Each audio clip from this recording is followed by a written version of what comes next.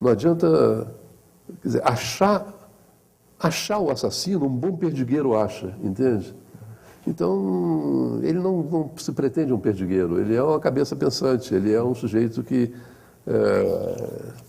sabe por que o sujeito matou Cicrano, entende? Ele acha que com essa pergunta ele pode muito mais chegar a decifrar, muito mais do que resolver o problema, né? Um crime, né? E até decifrar a própria natureza do criminoso. O Spinoza dificilmente ele procederia cartesianamente, eu acho. Como é que você chegou a esse personagem? Eu acho que isso, para quem é leitor dos seus livros, é uma curiosidade muito grande. Ele foi muito planejado ao longo de quantos anos? Você fazia anotações a respeito? Como é que surge o Spinoza? Olha, eu acho que eu vou te desencantar com isso. Spinoza surgiu absolutamente de repente. Não só o Spinoza surgiu de repente, como eu, como autor policial, surgi de repente. Eu sempre gostei de romance policial, sempre li romance policial, mas eu não tinha pensado, ou pelo menos não tinha pensado seriamente em vir a ser um escritor de romance policial. É evidente que eu tinha feito fantasias de, puxa, como deve ser bacana ser escritor policial, deve ser um negócio, né? Pô, sei que é um escritor de romance policial, é tudo na vida, né? Não pode sair na rua de peito aberto, porque é o tal, né? E, coitado, isso daí eu devia ter uns menos de 20 anos, né? E aí entrei para a vida, eu fui a vida toda professor, né? Você é professor, você sabe que a vida de professor não dá canja para você fazer outras coisas, né? E mestrado, doutorado, criei um mestrado e um doutorado na Universidade Federal em psicanálise, e aí tem pesquisa, tem isso, tem aquilo outro. Em suma, a minha vida profissional foi uma vida muito, muito intensa de trabalho. Não dava para mais nada, entende? Na virada dos 60 anos, 59, 60, eu disse, tá bom, era isso que eu queria fazer. Saí da universidade e comecei a escrever um romance. Foi O Silêncio da Chuva. Eu escrevi sem mostrar para ninguém, sem nunca ter aprendido a escrever literatura, que já tinha uns 8 ou 9 livros teóricos publicados. Mas uma coisa é você publicar um ensaio sobre psicanálise, ou até sobre filosofia, né? Outra coisa é você fazer ficção, né? O livro conceitual, ele te abraça, né? Ele te põe no colo, né? E você tem os comentadores, você tem... Qualquer descaminho que você faça num grande e extenso estudo conceitual, você tem autores outros que te apoiam, que te orientam, etc., né? Ficção não tem nada. Ficção você está sozinho na meio da rua, entende? E não adianta pedir socorro porque ninguém vai te ouvir, né? E é um estado de desamparo absoluto, eu acho. Eu acho que o autor de ficção é o ser mais desamparado que existe. Porque ele se coloca deliberadamente na posição de Deus, né? Ele vai criar, ele cria o mundo que ele quer, ele cria o cenário, ele cria as pessoas, ele mata um, mata o outro, desmata se quiser, né? Conserta. Aquele que ele matou, não, coitado, não queria matar, pega e põe ele vivo de novo. Isso, você faz o que você bem entender, você é não só Deus, como é um Deus brincalhão. Só que você tem que aguentar ser Deus, né? Ou seja, se você olhar para o lado, olhar para o outro lado, olhar para baixo, para cima, você não vê mais ninguém. Ou você é Deus e está ali sozinho, não tem nem umbigo para te remeter a alguém, né? Ou então não é Deus, então não se meta a ser isso. Então eu acho que essa é a consciência que o escritor de ficção, não é só o escritor de romance policial, mas o insight que o escritor de ficção tem de repente. E o dia que ele tem isso é o dia de maior desamparo da vida dele. E esse desamparo não vai desacompanhar, porque não há como. Você não tem a quem pedir socorro. Claro que você pode pedir um socorro técnico, né? Mas um socorro em termos de criação. Mas lá no início, você se lembra o dia que você pensou nesse personagem e, não sei, deu um nome a ele? Ou, que ele se formou na tua cabeça? Então, primeiro, vou fazer ficção, vou abandonar a feitura dos textos conceituais e fazer ficção. Que ficção? Aí eu tinha uma decisão a tomar. O que era um fator determinante para mim era a urgência. Se você resolve ser professor, se você resolve ser escritor aos 20 anos, você pode cometer todos os erros da vida, entende? Você vai, recomeça, não é nada disso, que bobagem e tal, conserta, né? Faz um curso, frequenta uma oficina literária, né? Fica amigo de um escritor e pede ele para te ajudar, te dar umas dicas. Em suma, você pode fazer grandes tentativas, entende? Você pode sonhar em escrever, sabe, o Guerra e Paz de novo, né? Porque dá tempo, né? Você tem 20 anos, você tem a vida pela frente, né? E até então você não tinha nenhum rascunho, nenhuma tentativa de ficção? Nada. E eu disse, então o que eu vou escrever? Bom, primeiro, não se meta a escrever grandes romances. Aliás, eu diria, não se meta a escrever romance. Porque eu faço, para mim, a diferença entre o romance e a novela, né? O romance como tendo uma maior espessura temporal e uma maior extensão, né, de acontecimentos. Então não se meta a fazer uma coisa com muitos personagens, com muitos níveis, muitos registros. Não se meta a fazer um romance extremamente complexo, porque você não vai ter tempo, né?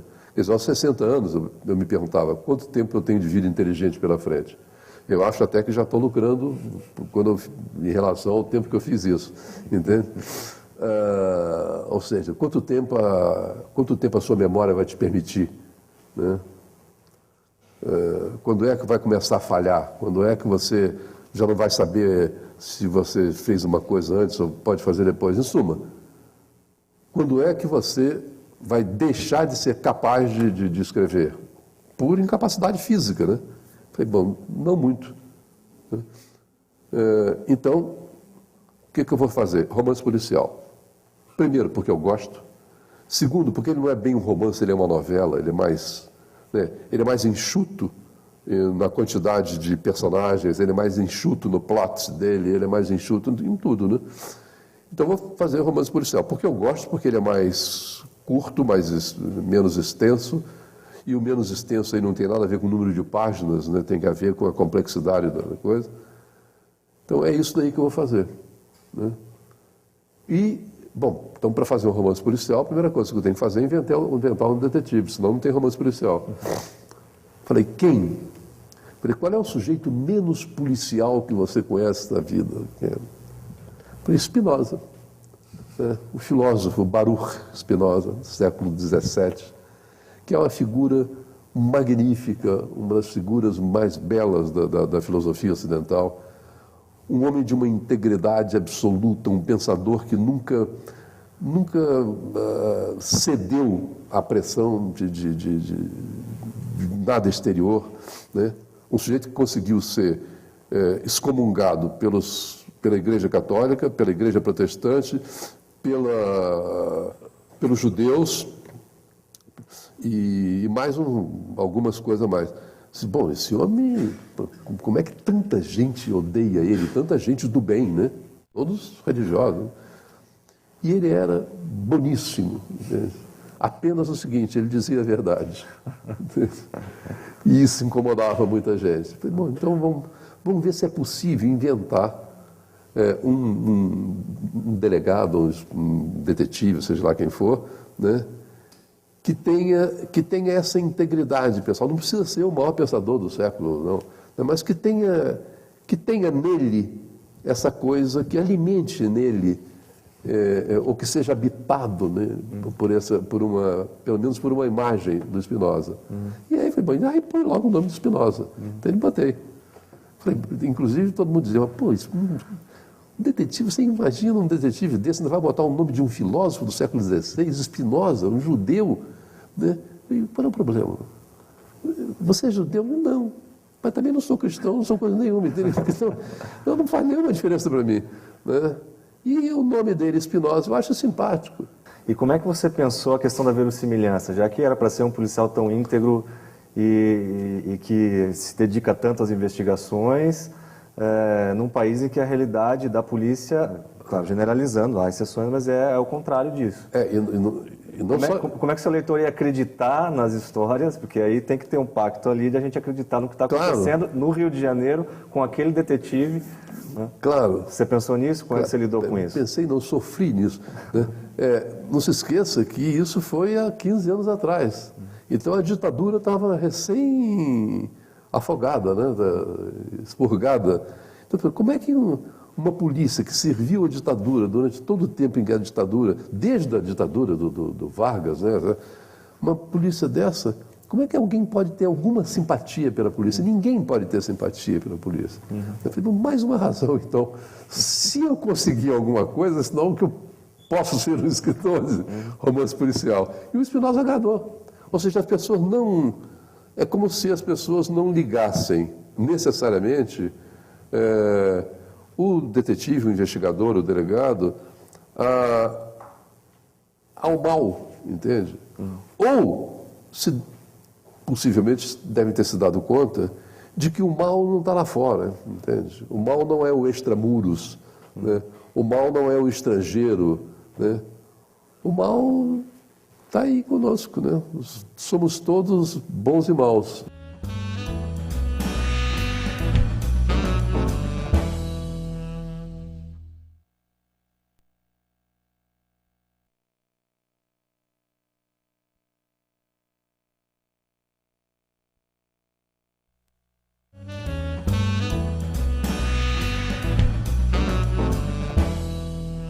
Em que momento, ao longo desses 9 romances, você precisou de mais convivência mesmo com a polícia de verdade, pesquisa para escrever? Quais foram os livros que tiveram mais pesquisa nesse sentido? Né? Olha, na verdade, eu nunca tinha feito uma pesquisa. Eu nunca tinha entrado na delegacia de polícia, quando escrevi O Silêncio da Chuva.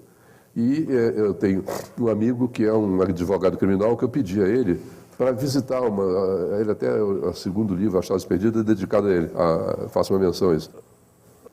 Eu pedi ele para me levar numas delegacias, para eu ver como é que é o funcionamento e tal. Acontece que muda muito. Quando eu comecei, o Spinoza era inspetor. Depois deixou de existir inspetor, não tem mais inspetor. Agora só tem o delegado e o detetive. Então eu mudei. Aí botei ele como delegado.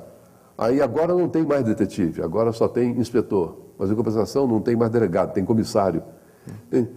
Aí eu resolvi que não vou acompanhar isso, entende? Eu vou deixar o Spinoza numa certa atemporalidade em relação a essas mudanças, porque senão é inferno. Não há... fica difícil até para o leitor acompanhar.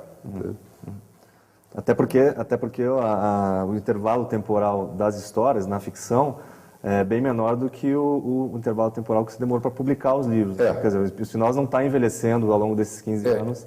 Esse é um dos maiores problemas que eu enfrentei. Se eu fazia do meu personagem um personagem histórico ou ahistórico. Quando eu comecei, Spinoza tinha 42 anos. Falei, bom, e agora? Chegou uma hora que... E a namorada dele tinha 30, né? Falei, bom, e agora? Ele vai envelhecer, ela vai envelhecer. Então agora ele já devia ter 55 anos. E ela 40 e tantos. Né?